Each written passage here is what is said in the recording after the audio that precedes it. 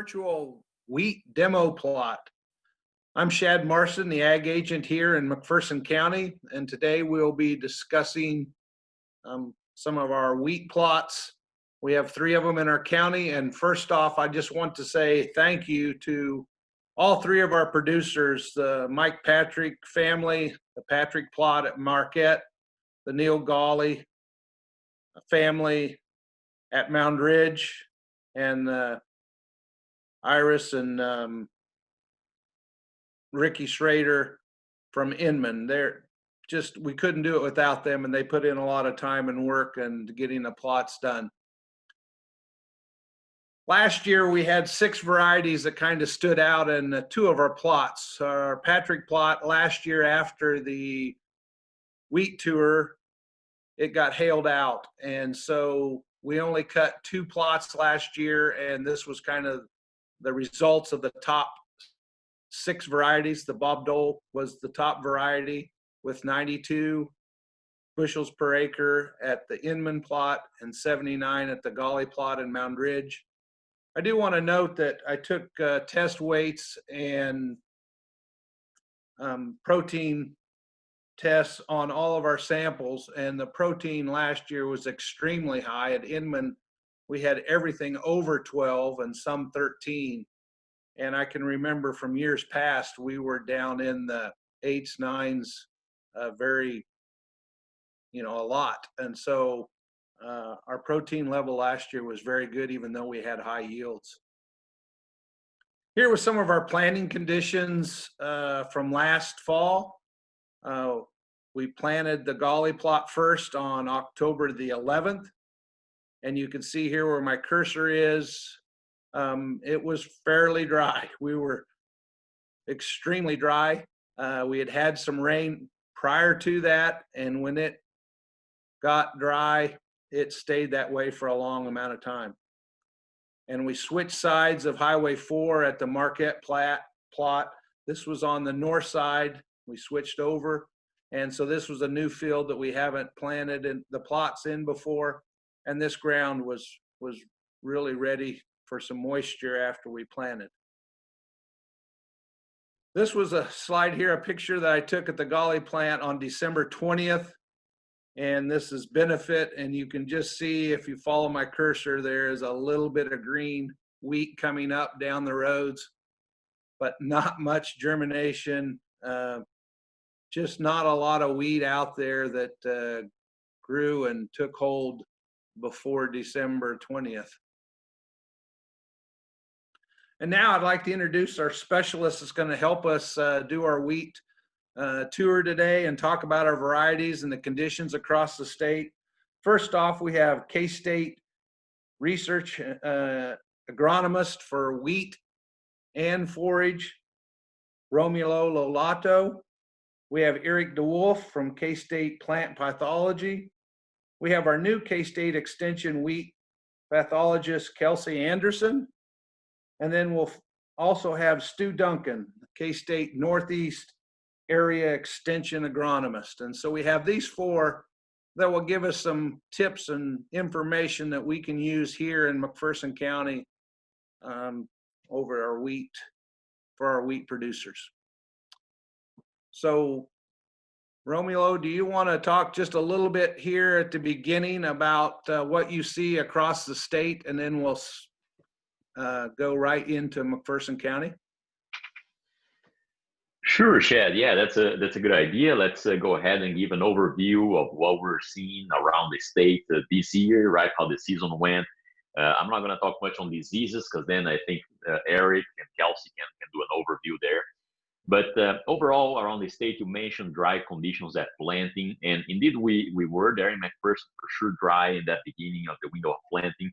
But if we think of far southwest Kansas, talking about again statewide now, the conditions were extremely dry in that far southwest Kansas, and really it wasn't until the January time frame that we really had any emergence or any moisture for the crop to emerge in that liberal and west type of area. So that's one of the big parts of the story for Southwest Kansas, at least, is a very delayed emergence, which leads to a lower yield potential.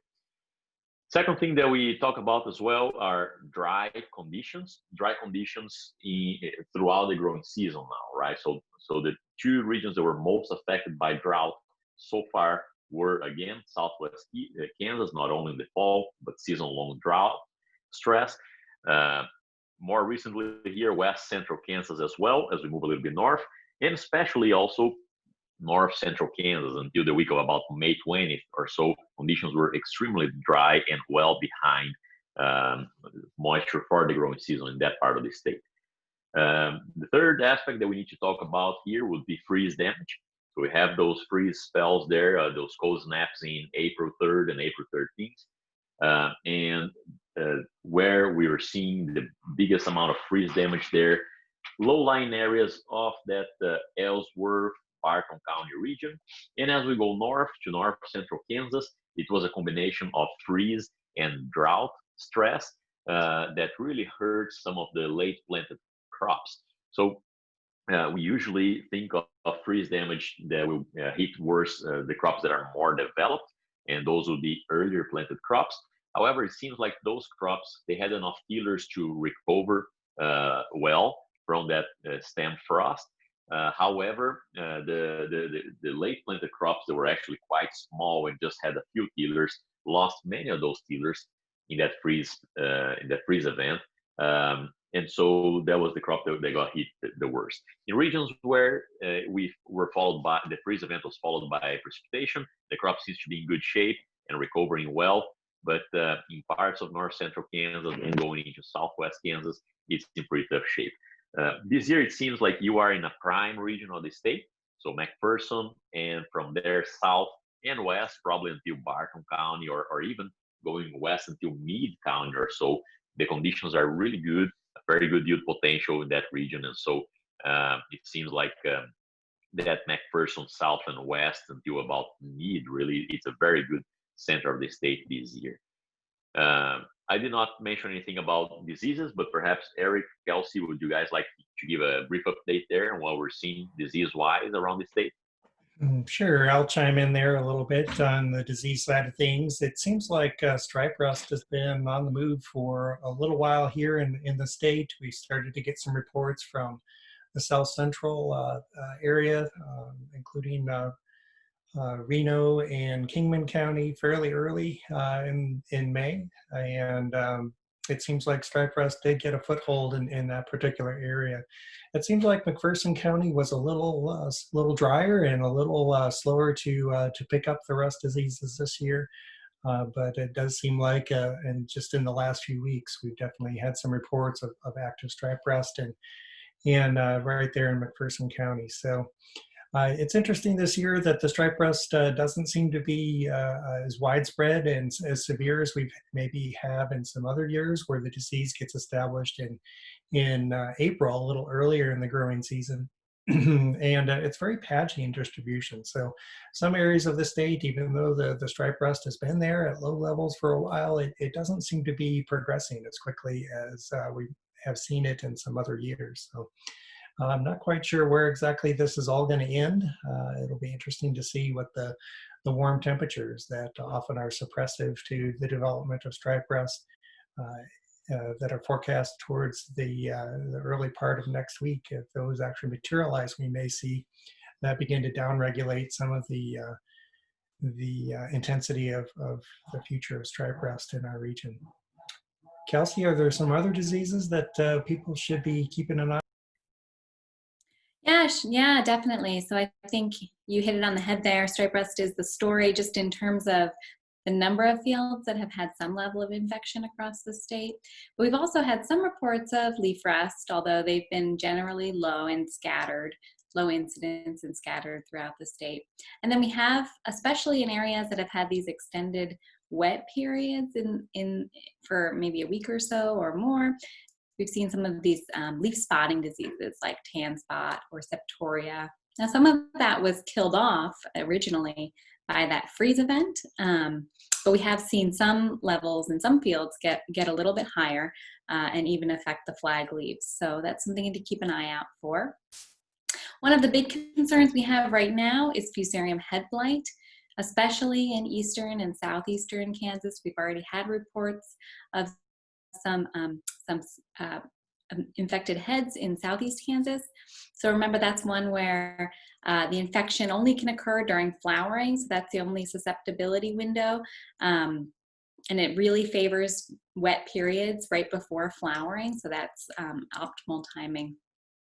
And that's really the timing to make a fungicide during that early flowering window, a fungicide application during that early flowering window. So we're concerned about fusarium head blight. We're going to keep an eye out and keep scouting.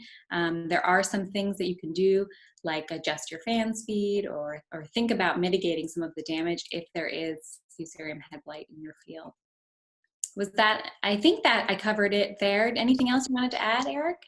Well, maybe as we head into our variety discussion, one thing to keep in mind is that once again, we do see some changes of the striped rust population. We've gone through this multiple times now in Kansas and in 2010 and then again in 2012.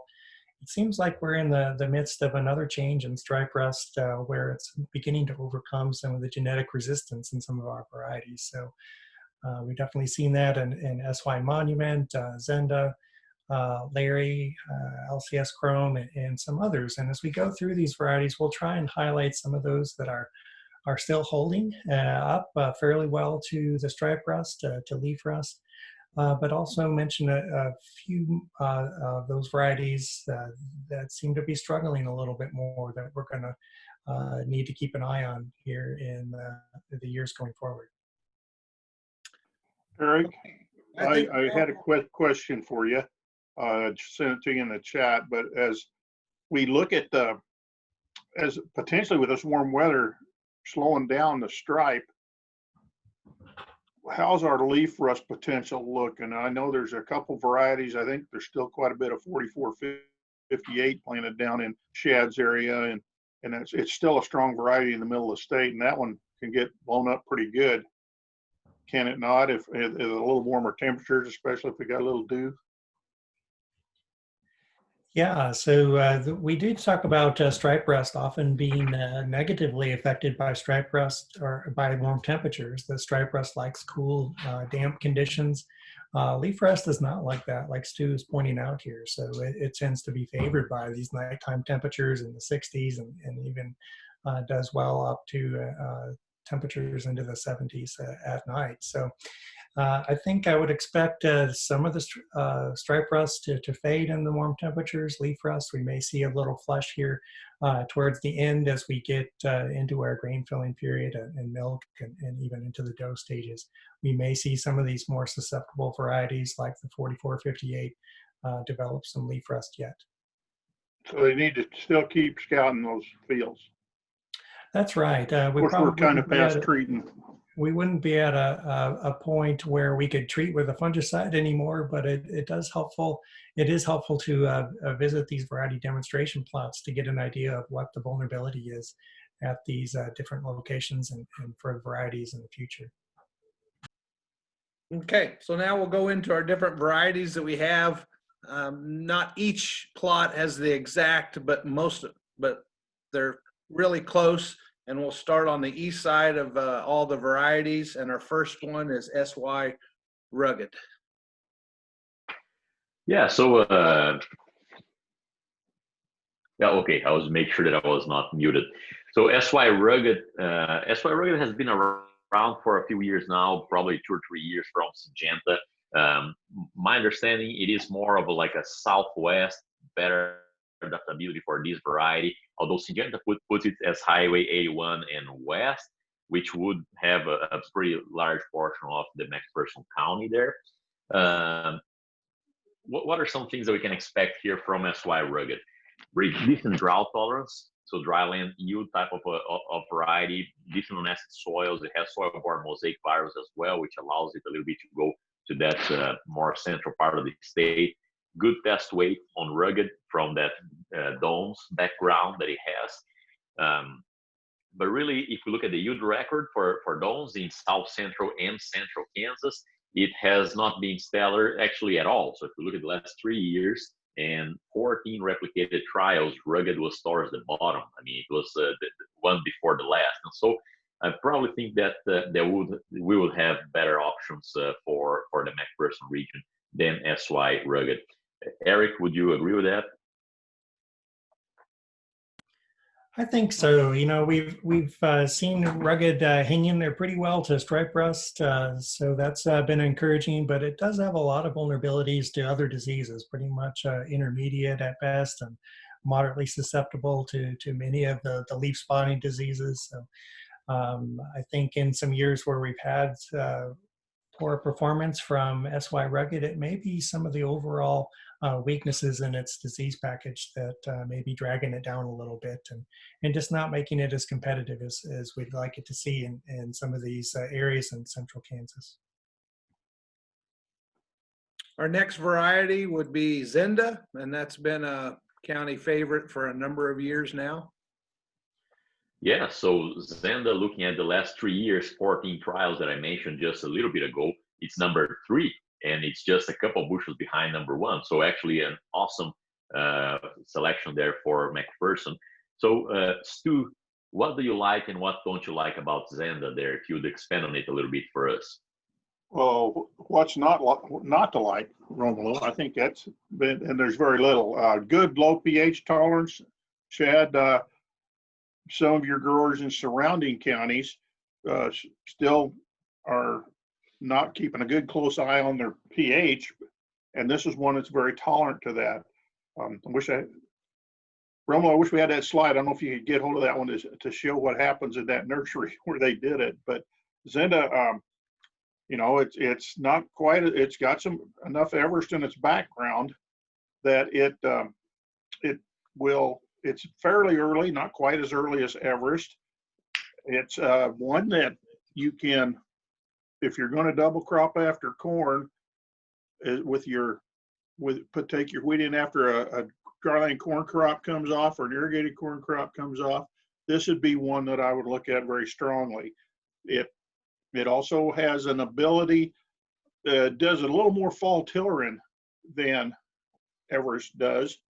So you can plant it a little bit later and still have decent fall tillers and sure has a good yield to it. A good all-around solid package. I know as we look at performance tests, it may be a little bit lower, but it's always right around average at the worst, and it's very steady. Has been very steady for us, and just that it's got pretty good barley yellow dwarf tolerance and fusarium tolerance both. But I really like this one overall for that, especially that part of the state. And from your plots last year, Shad, it showed this and does very well down in that area. I agree. Our next variety is WB 4269. So this is another variety that I think growers could be taking a look at that region. It's so this West Red numbering system, just for us to do a quick recap here. First number 4 there is going to be the type of wheat. So hard red winter wheat is 4. Number 2 is the maturity. So 2 being an early maturing variety, 8 or 9 being a late maturing variety. By the time that this one was released, the third number didn't mean anything. Nowadays, it means the year of release. So if it has a 9 there, it's 19 release. It has a 0, it's 2020 release.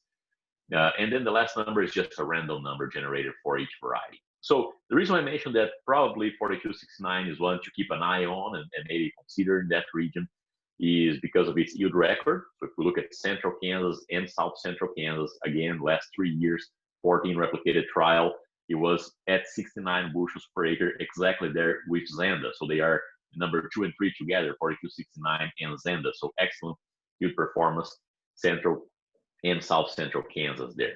Very good straw strength on 4269, the 2018 release, so recent release here. One thing to keep in I mean, it is a certified seed only variety, so you need to buy seed every year. That might be some guys that might hold some guys back on this one there.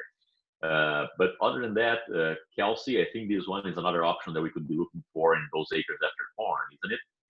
Yeah, so WB 4269 has pretty good fusarium head blight, probably right up there with Zenda.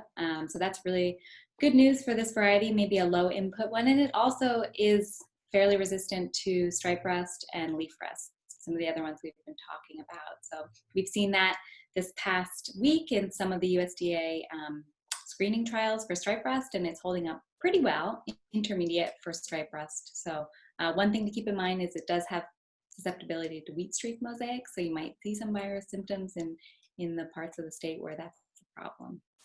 But overall, a really good disease package.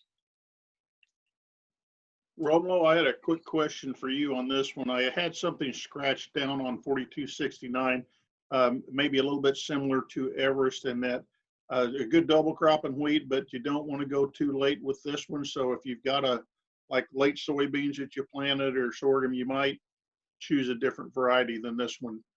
You know, if you're taking them off the 1st of October, that's not a big deal. Sounds good. Thanks, Stu, for the comment there. Our next variety is LCS Valiant. Okay, so LCS Valiant, this is a brand new one there, coming from Lima Grain.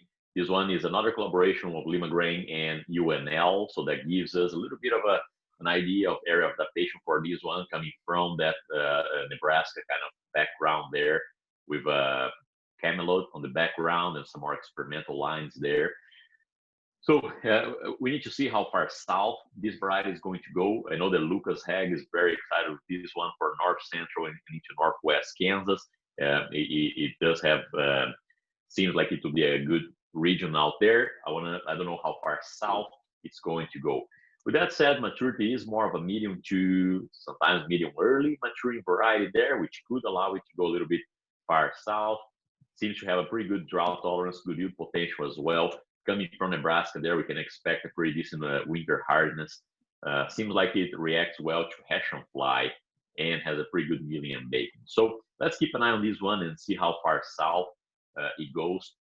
But Eric, do you guys have any observations on this variety as far as the disease reaction goes? Just one comment before I go there. Sorry.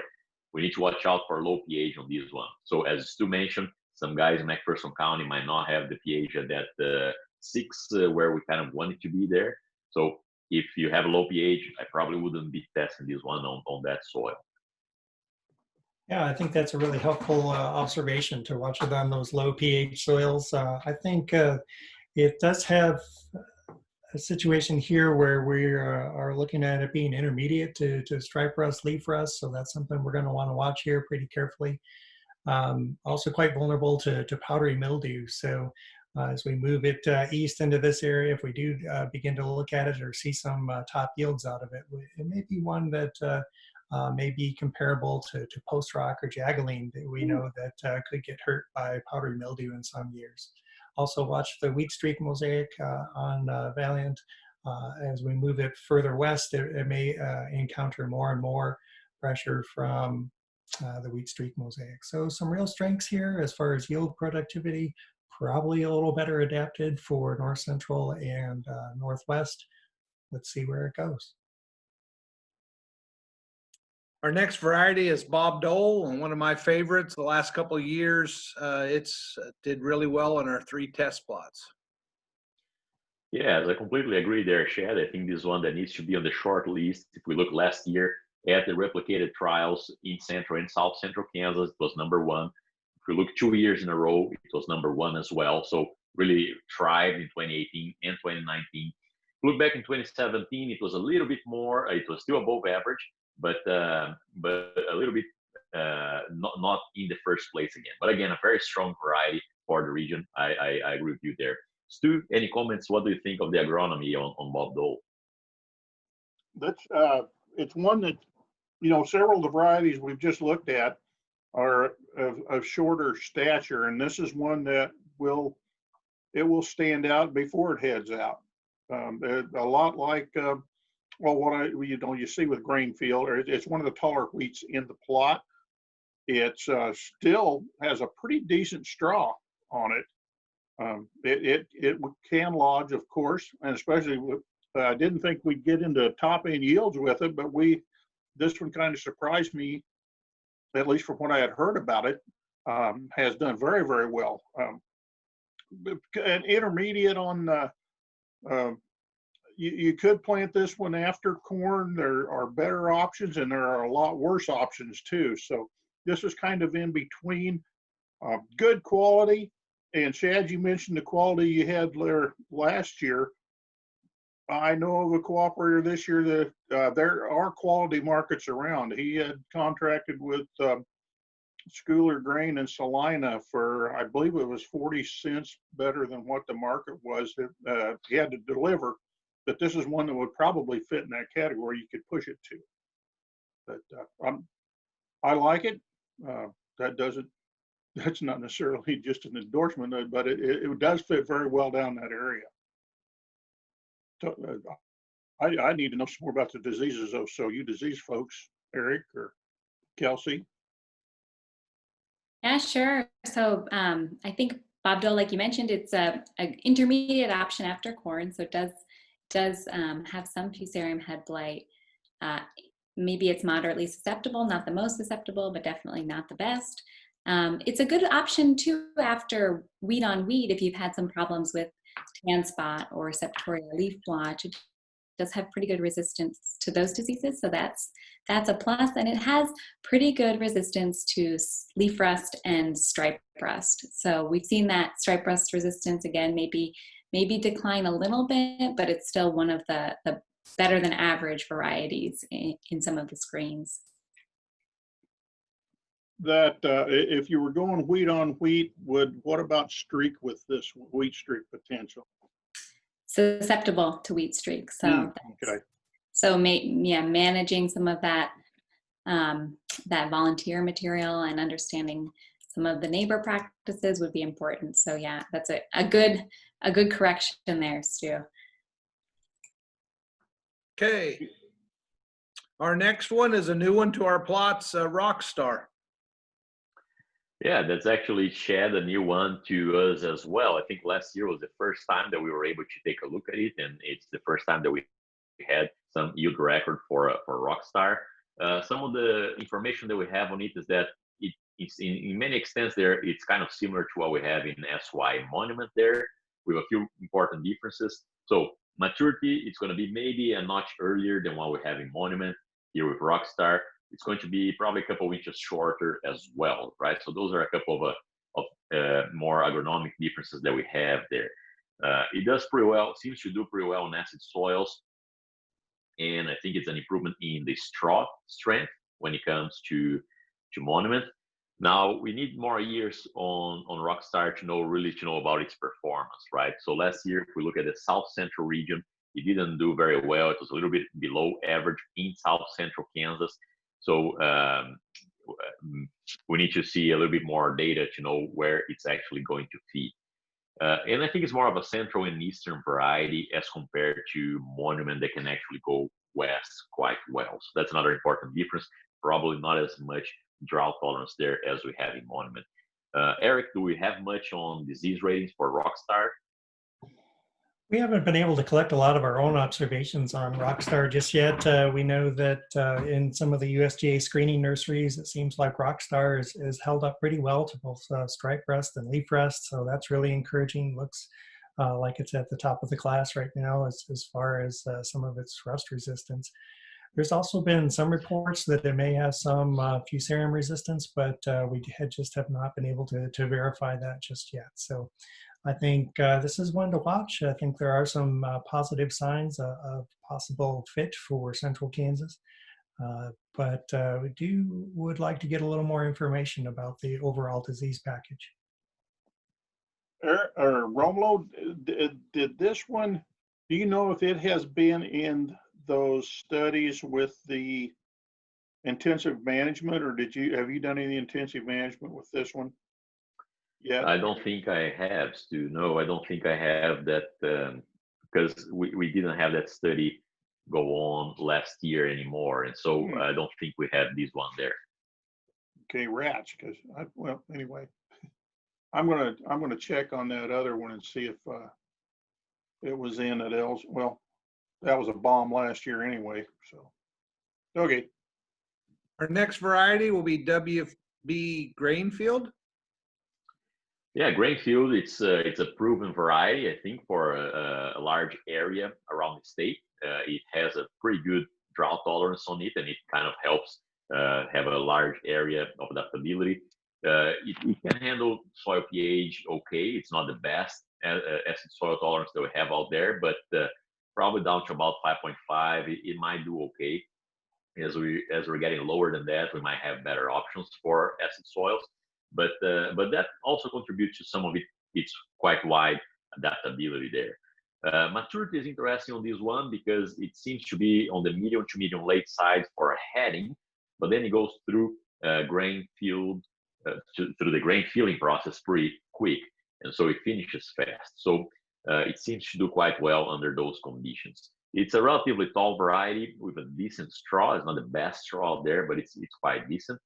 So it's one that I still have on the short list. I think it can do quite well in the region, especially from there north and west. But I'll probably still have Grainfield on a short list. I think it's a tough variety that can do well. Now, Kelsey, we probably need to be looking into a fungicide application on this one now in recent years, don't we?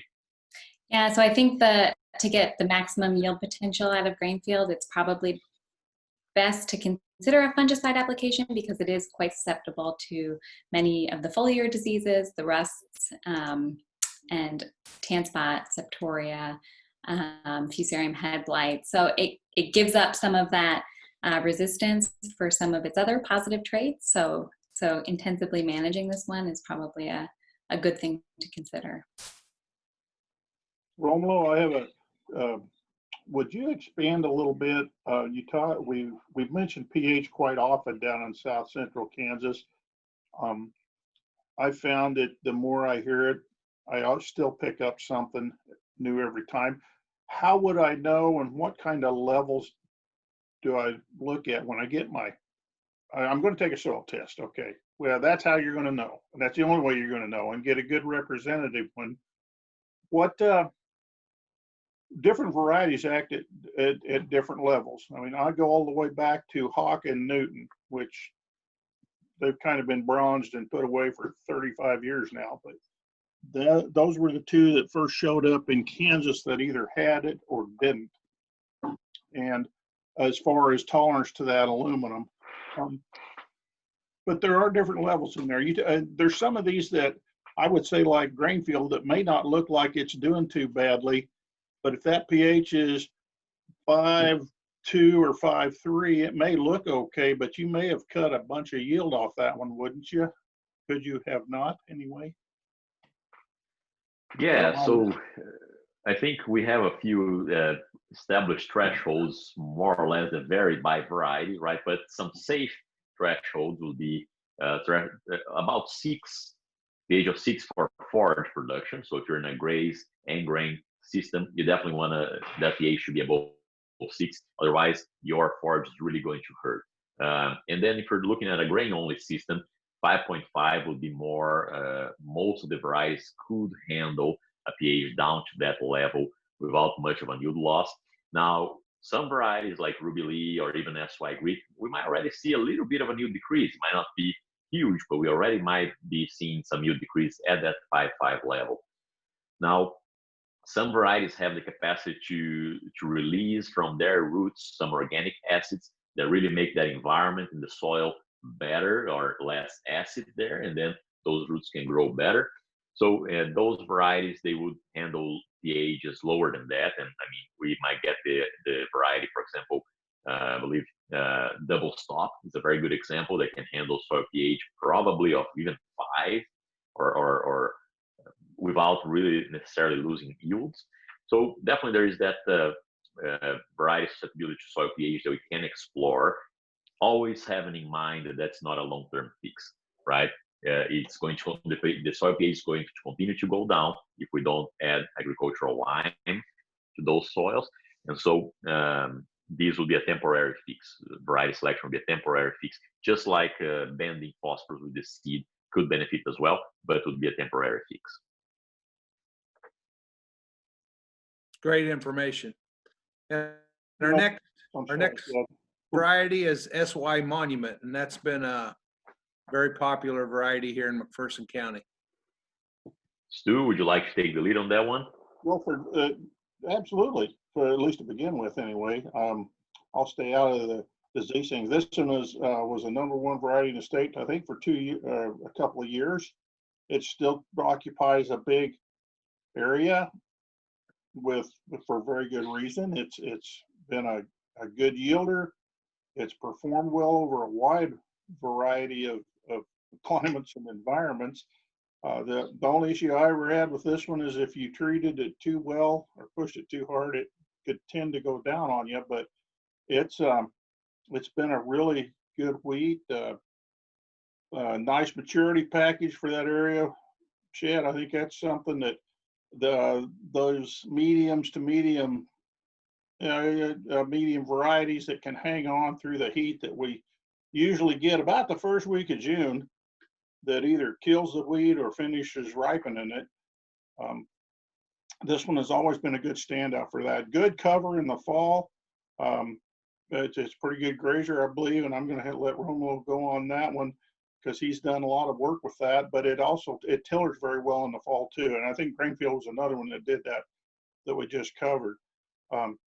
pH tolerance is quite good on this. And one little note on that. So many of your guys down there, Shad, now are double cropping.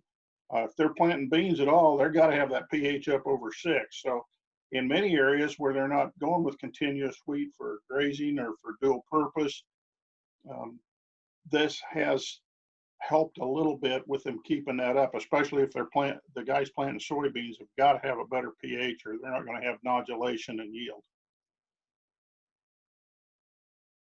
Couldn't get out of my soybean background there, Romulo, but oh, that's great information, Stu.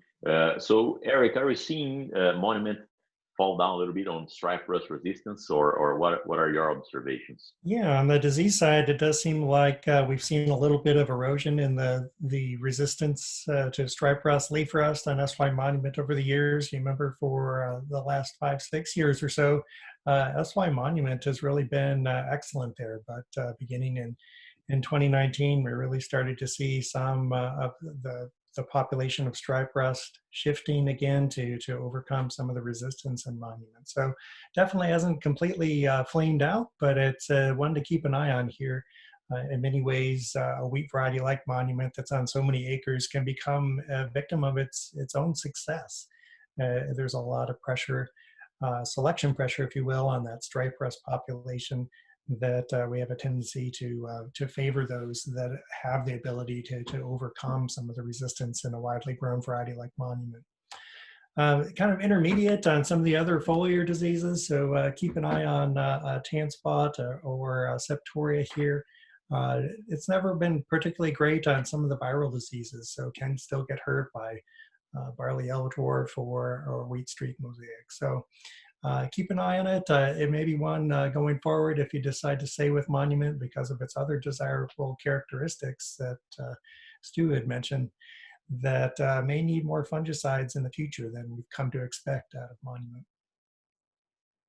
Okay, still good information. Next one, Larry, and it's been, again, popular in our county.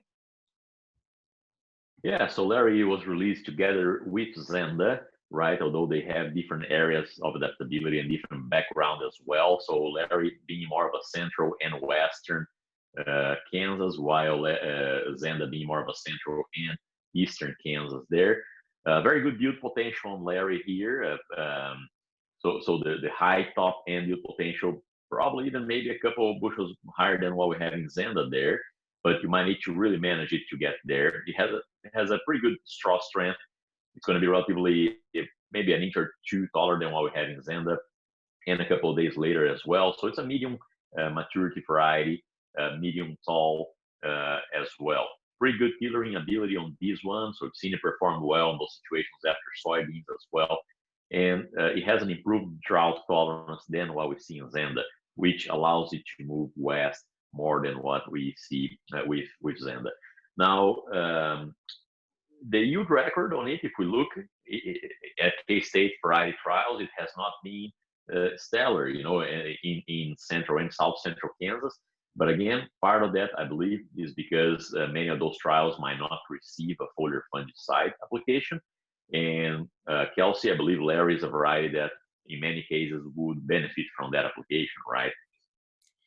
Yeah, so one of Larry's weaknesses is leaf rust. So we're talking a lot about stripe rust, but Larry, we remember, has that leaf rust weakness. So if that's starting to pop up in the field, it's definitely a concern.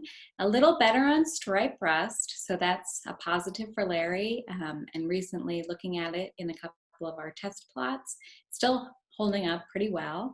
A little average on wheat streak mosaic, so that's something that might dock its yield in some parts of western Kansas, and susceptible to fusarium head blight, but in that part of the state, as we move west, that's less of a concern. So we're really worried about leaf rust for Larry. That's the key red flag when you're managing that.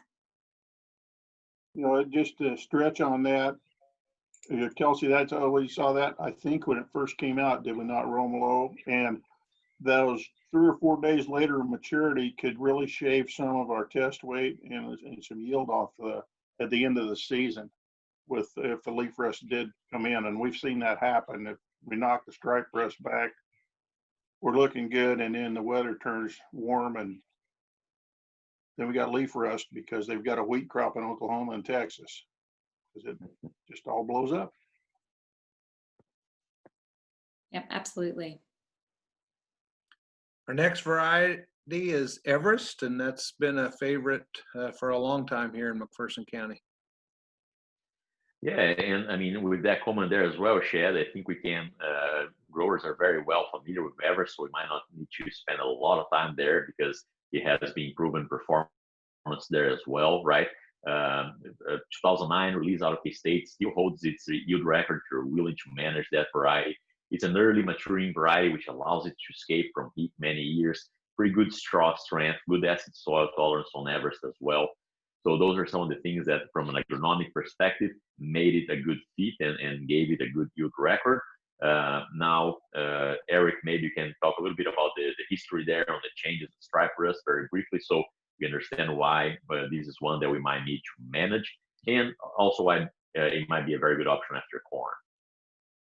Yeah, so there's a couple strengths in Everest that have really been a key to its success over the years, but also some weaknesses on the disease side that have been exposed. So its strengths are things like some of the best available fusarium head blight and barley yellow dwarf resistance, and these are at one time were very rare in our wheat varieties. So Everest really stood out from that perspective.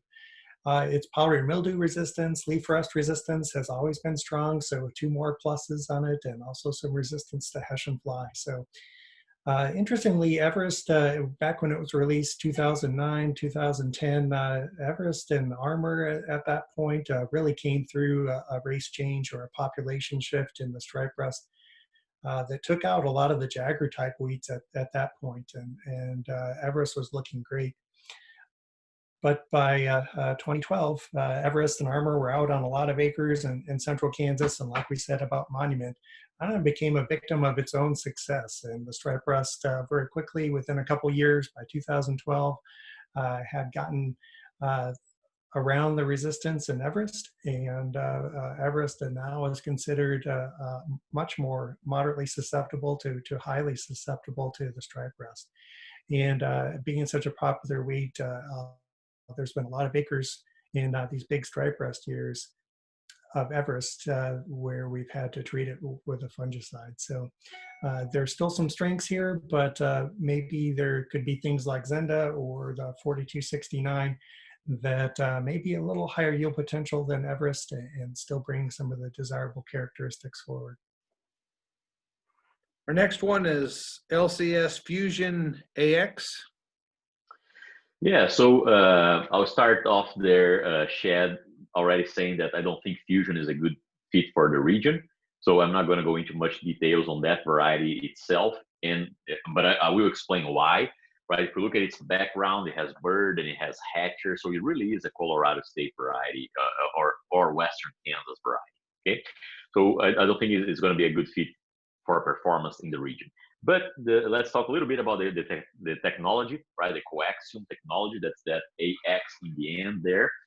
So this really is a herbicide resistance technology that allows growers to spray aggressor herbicide, which is a ACCA's inhibitor type of herbicide. So for those fields that have history of grassy weeds, right, that technology might be very interesting, especially to rotate varieties between, well, first use crop rotation to control those weeds. But if you're on wheat systems, you can now use either clear field technology or coaxium technology to help keep those fields clean. Of course, never cross passing those herbicides, right?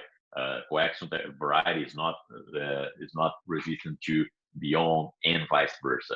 So a few options there the growers might be looking at in the region might be LCS Atomic AX or LCS Helix AX. It seems like these are going to have a little bit better, broader adaptation, or maybe a little bit more of an eastern adaptation.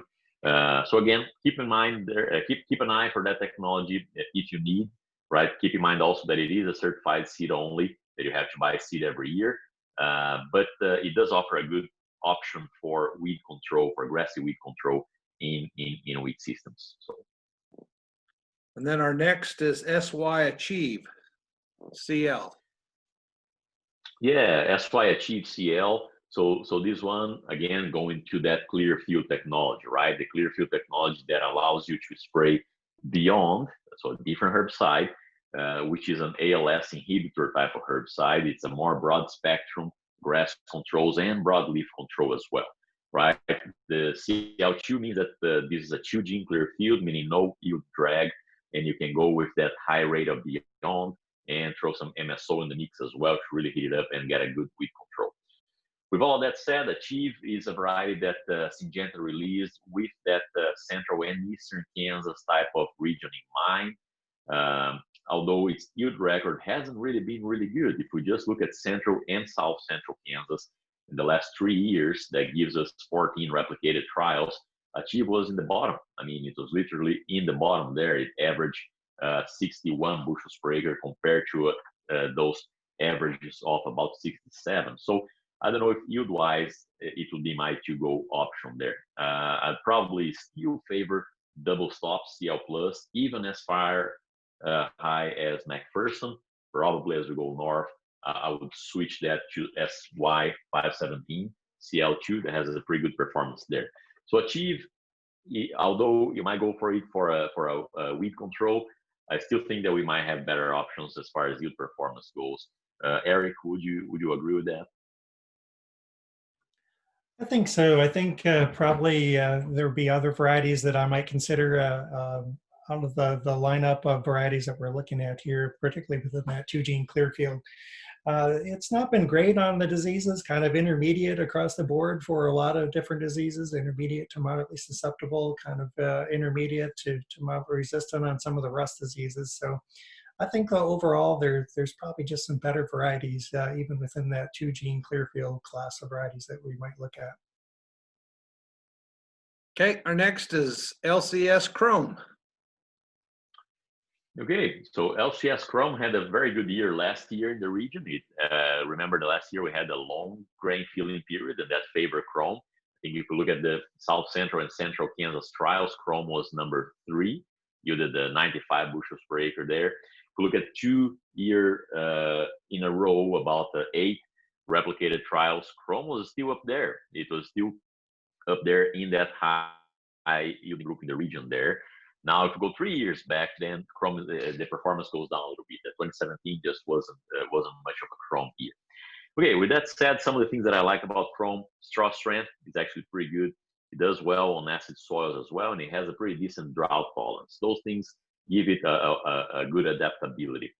Now, what I don't like about it, perhaps for McPherson and South, is maturity. It is a medium late maturing variety. It is considerably later than what we have in Monument, considerably later than what we have in Mean, even, which is already a late maturing wheat. So don't plant all of your acres to Chrome, although in the late maturing group, it might be a good option there. So just keep that maturity in mind. Kelsey, do you have any comments there on the disease package in Chrome? Yeah, so I think for chrome it's better than average for leaf rust and stripe rust, two of the things that would be a concern in this part of Kansas. I think, like Eric mentioned earlier, and he's mentioned to me, that stripe rust resistance is starting to erode a little bit, so that's something to be mindful of, but still better than average. And also for tan spot in this part of the state, I think that's important.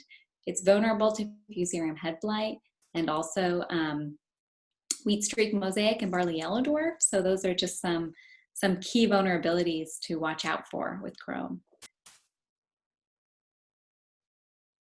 Okay, our next variety is Paradise. It actually has done good in my non-replicated trials the last couple years. But what do you know about Paradise? Stu, do you want to take the lead on that one? Yes, but you're gonna have to do some filling in because you've seen a lot more of this one than I have. It's early, fairly early. It's not very tall in stature. I think, let's see, is this one that I might think if you had liked post rock in the past, this one will perform much as post rock did in the past. Or if I got the wrong one on that, I think it was post rock. That is what this one is close to. No, that's a doggone it. That's an SY number will do that. Sorry. Oh, Yeah. it's done Yeah. fairly well, but it seemed like further south than I thought it would go, and has a little more. I thought it had more of a north central type of adaptability. I was just guessing that. I don't know if that was based on where Paradise, Kansas is or not, but that that north central, headed towards north central is where I thought it'd do a little bit better, and over a little west from like 81 highway, but it has done pretty well in some of those areas. I don't believe you want to plant this one after corn either. It tends to, but it's I don't have as much on it. I think the pH tolerance on this one is pretty decent though. Is one of the characteristics that might make it move down there and say in Shad's area. Yeah, we've seen it for a couple of years now. It seems to be above average if you look at just last year or the 2 years in a row, but it does not seem to have just won the trial too many times. So I think we need to see a little bit more where it's going to be. The head has that 44-58 type, to me at least, a little bit wide. But I think, Eric, that's correct, that it's probably pretty susceptible to scab there. So you don't want to go after corn, right? I think so, and maybe that's what hurt it a little bit at some locations where we had a little bit more head scab or fusarium head blight.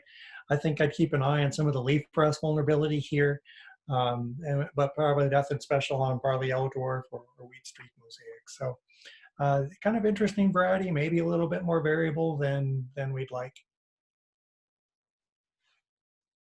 Okay, our next one is SY Wolverine. Okay, SY Wolverine. It's a new one out of Syngenta. It's a cross there between Everest and Wolf. Now it seemed to have gotten its maturity and its stature from Everest, so kind of like a short and medium early type of maturity there. But it did not get any acid soil tolerance from Everest. Actually, that acid soil tolerance came from Wolf. So actually, I should say acid soil susceptibility.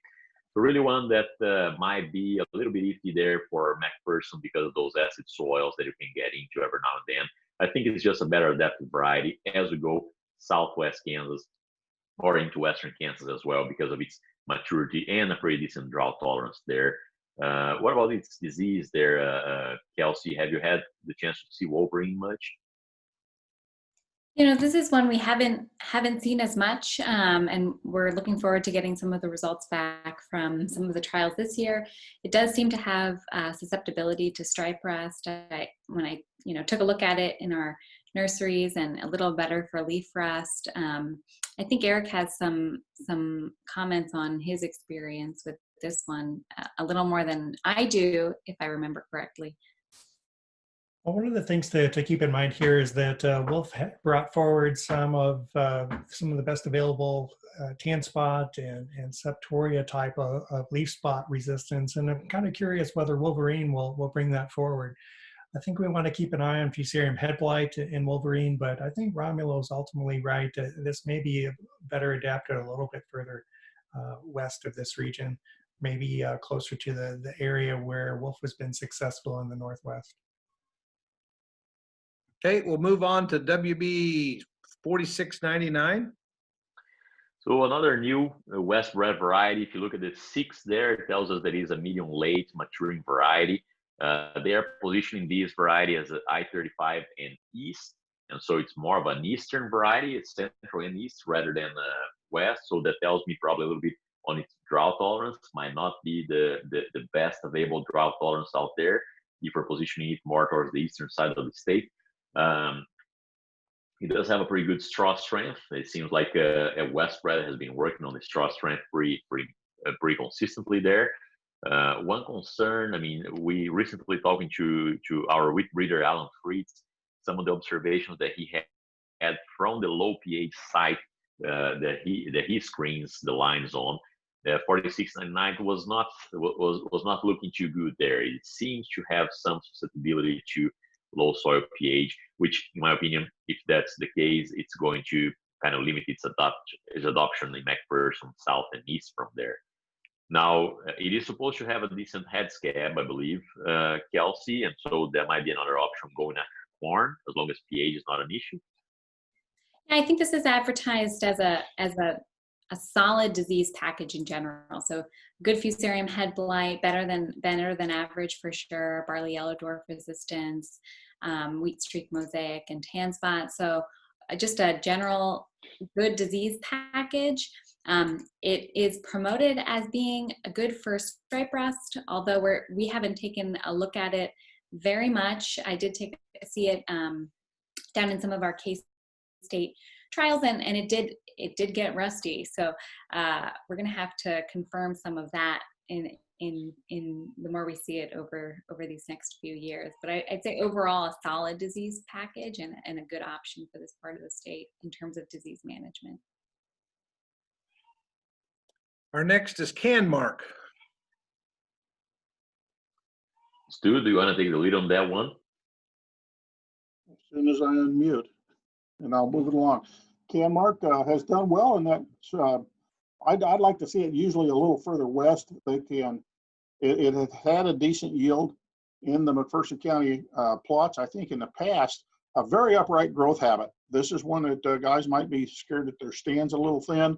But it's not. This one has a very upright architecture. You can usually row it all the way to harvest.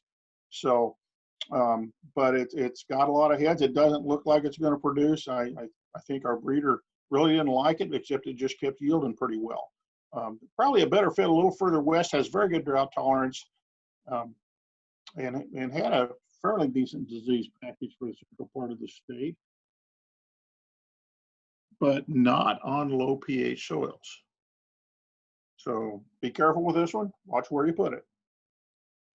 The disease side of things, Canmark is kind of an interesting variety. It does have some adult plant type of resistance, or what we consider partial resistance. So that means it has multiple genes that are each contributing a small amount to manage the rust diseases.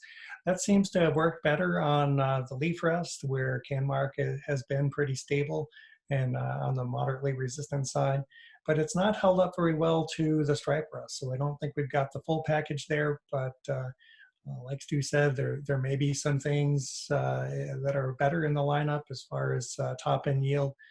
Canmark seems to be a stable yield, but maybe not at the top of the trial. Our next SY Benefit. So SY Benefit's another one that was positioned as a Highway 81 or I-35 and East. So again, another Eastern type of variety there. Pretty good on low pH soils. Decent million baking quality there for SY Benefit as well. Some early to medium early maturing variety. With a decent, one of the things that might be a concern would be a straw strength every now and then. But so, and Syngenta is putting this one as another one to go after corn, although I think it doesn't have the same level of scab tolerance that we have in Zanda. But my concern really is just with its performance. If we look at the last 3 years, it starts the bottom of all of those trials, 14 replicated trials in central and south central Kansas. 2 years, same thing. And last year it was on average. And so the performance just is not there in our trials. And so I think we probably have better options for the region. Next is WB 4303. So 4303, it's a very specific variety there, in that I think it might be a good fit for guys who are wanting to really push the yields on their property there. It has an excellent straw strength on 4303. The yield comes from these very large heads, so very, very well suited for intensive management where we're really going to go with higher nitrogen rates, and so we need that standability. It is an early maturing variety there, although it's an early heading, but it does take its time to go through the grain filling period. But again, it's one that does okay on acid soils as well, very good standability. So one that for those intensive management systems might be an option. Just watch out with your seeding rate. These seeds can be quite large, and so if you're planting pounds per acre, we need to adjust that seeding rate to compensate. Now, Kelsey, if we're talking about these intensive managements, we probably need to add a foliar fungicide application there, right? Yeah, this is one of the another variety that has maybe good agronomic traits, but is a little more susceptible to most of the diseases. So I would watch out for stripe rust for sure, and Fusarium head blight, some of the tan spot and Septoria leaf blotch complex. So again, just make sure that you scout these fields and consider a fungicide application. Okay, we're getting down to the end. SY Grit. So SY Grit is the one that I think Stu talked a little bit about before there, having that post-rock background, right? So Grit is derived from that post-rock variety. And that kind of also gives us a clue on its area of adaptation, probably more of a north-central Kansas type of variety. It has a decent amount of drought tolerance to it, and so probably some yield stability there with Grit. But I don't think it would be a good fit for McPherson area just because of the low soil pH. So this is one that if the soil pH is low, that's probably not going to have much to look at because it is very susceptible to low soil pH. Medium early maturing variety, good straw strength, but really low soil pH is going to be an issue there. Eric, any comments there on the disease of Grit? Or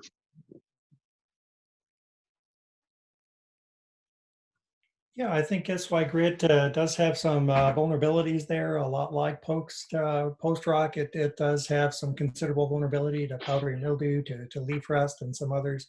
Not very good on head blight. So I think this is one that I think I would not have on my short list. I think there's probably some other things in the lineup, even within Syngenta, that we might pick for this area.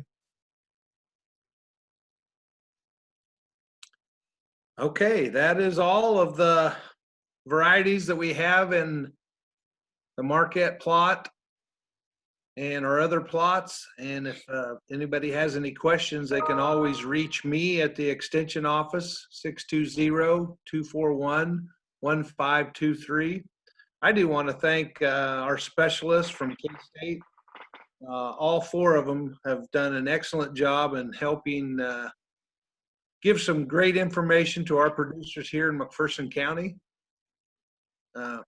We know the times are a little different than we all hoped and expected, but our farmers are going to continue to do what they do, and we're happy to, hopefully all of you will find some information here that can help you in your wheat harvest and planting of next year. So with that said, I want to thank you for watching the virtual McPherson County wheat plot tour.